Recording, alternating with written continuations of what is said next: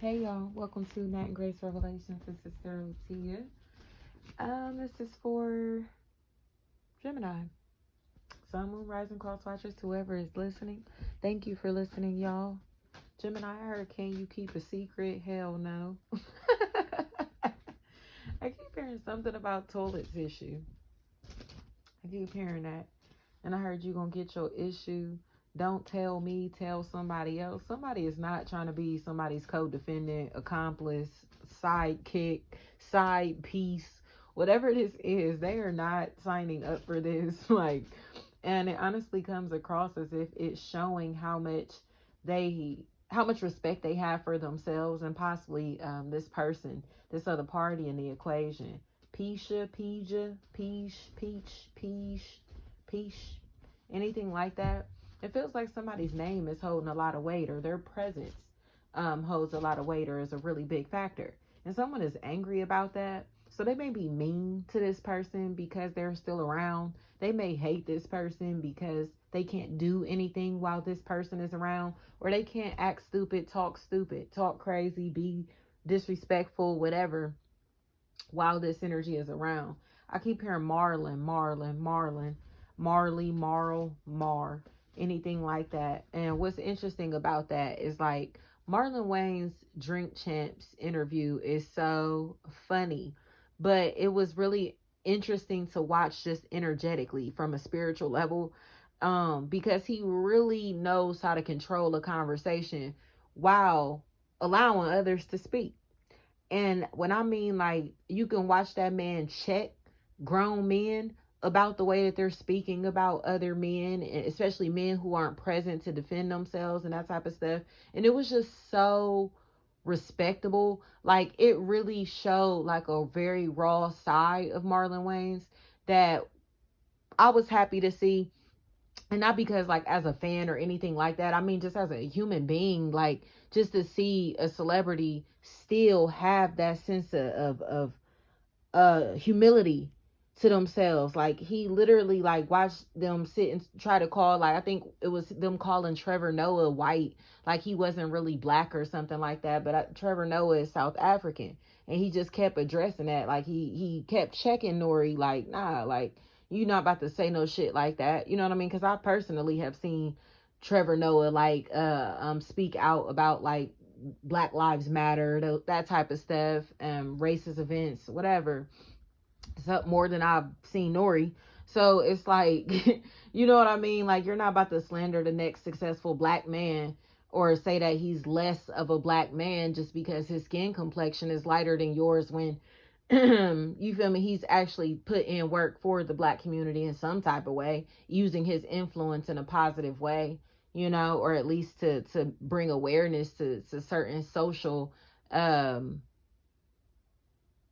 what would you call it, like social events, but like national things that have been making national headlines, like, you know what I mean? So it just feels like socioeconomic problems, things like that. But yeah, this feels like a factor. Like, somebody knows how to speak their truth no matter who they're around or no matter what's going on. And that's so crazy, y'all. I can't make this up. This has to be relevant for y'all because I saw this clip today of Tiffany Haddish and Kevin Hart. And I guess they were presenting an award or something at like the VMAs. And Tiffany Haddish had made a comment about Fifth Harmony not being there this year, or whatever year that was.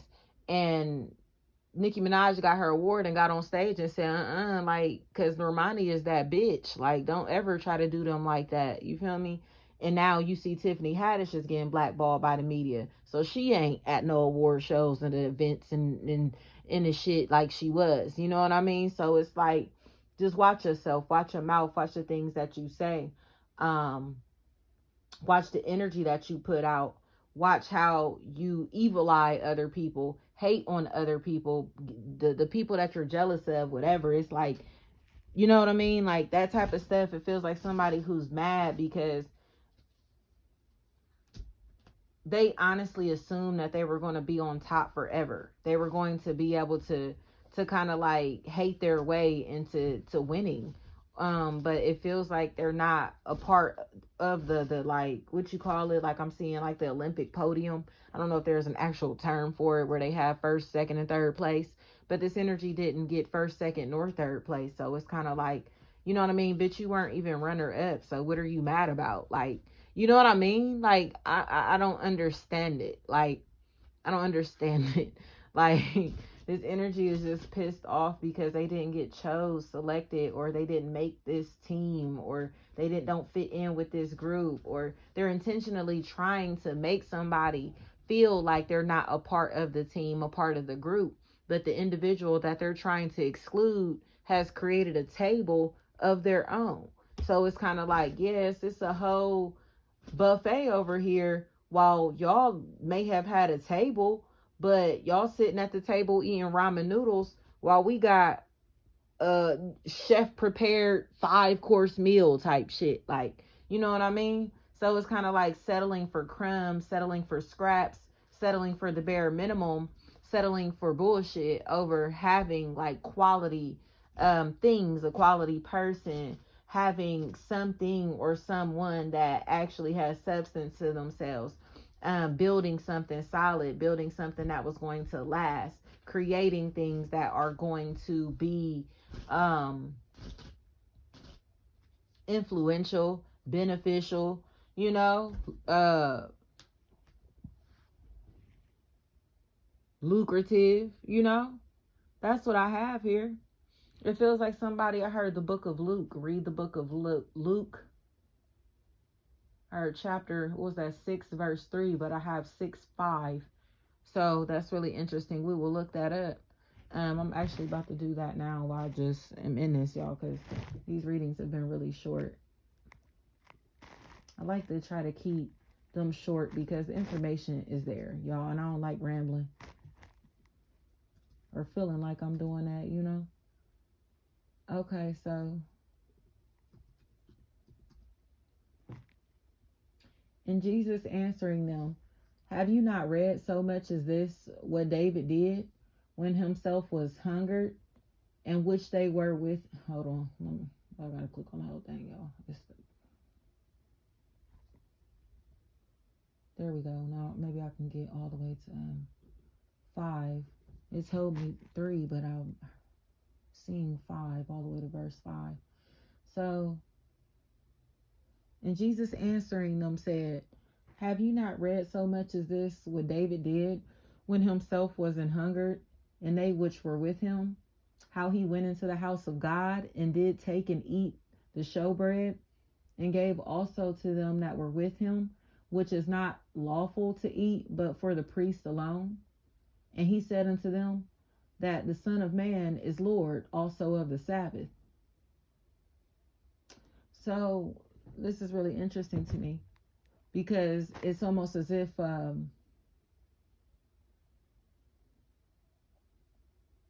just being grateful.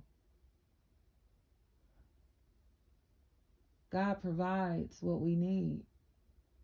Because I'm just going up to see what the first 2 verses were here, and it feels like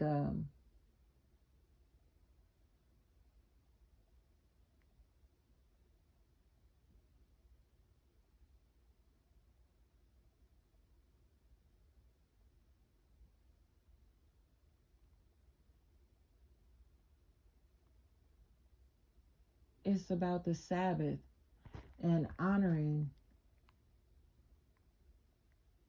God's word, like God's rules, whether they make sense to us or not.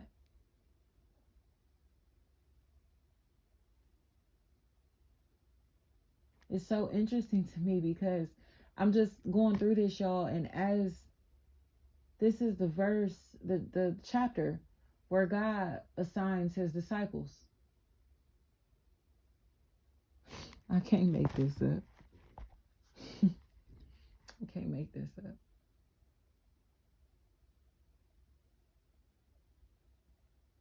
Chapter 6, verse 13. And when it was day, he called unto him his disciples, and of them, he chose 12, whom also he named apostles. Okay? Simon, who's Peter, Andrew, James, John, Philip, Bartholomew, Matthew, Thomas, James, Simon, and Judas. That's really interesting, y'all.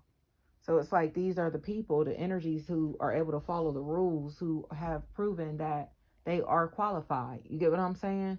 This is really interesting. It's like this period in life, Gemini, to where we'll figure out, I can't even say figure it out. Like God is assigning the roles. God is appointing positions, titles, partners, you know, as long as we're following God's laws, um, God's guidance, okay, the guidance of the Most High, the light energy, everything is going to align. So it's kind of like you might be starving, but God is telling you to go knock on this door and go do this and this and this, and you like, man, I don't got no energy to be going over to knock on this door, but it's a whole lot of free food inside this house. You get what I'm saying? So it's like, just go over there, just go in there, like, just listen.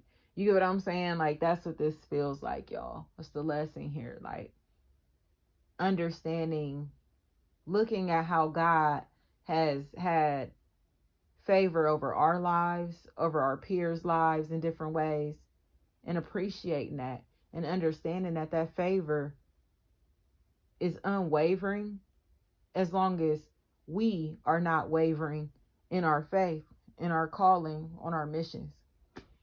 So, thank you so much, y'all.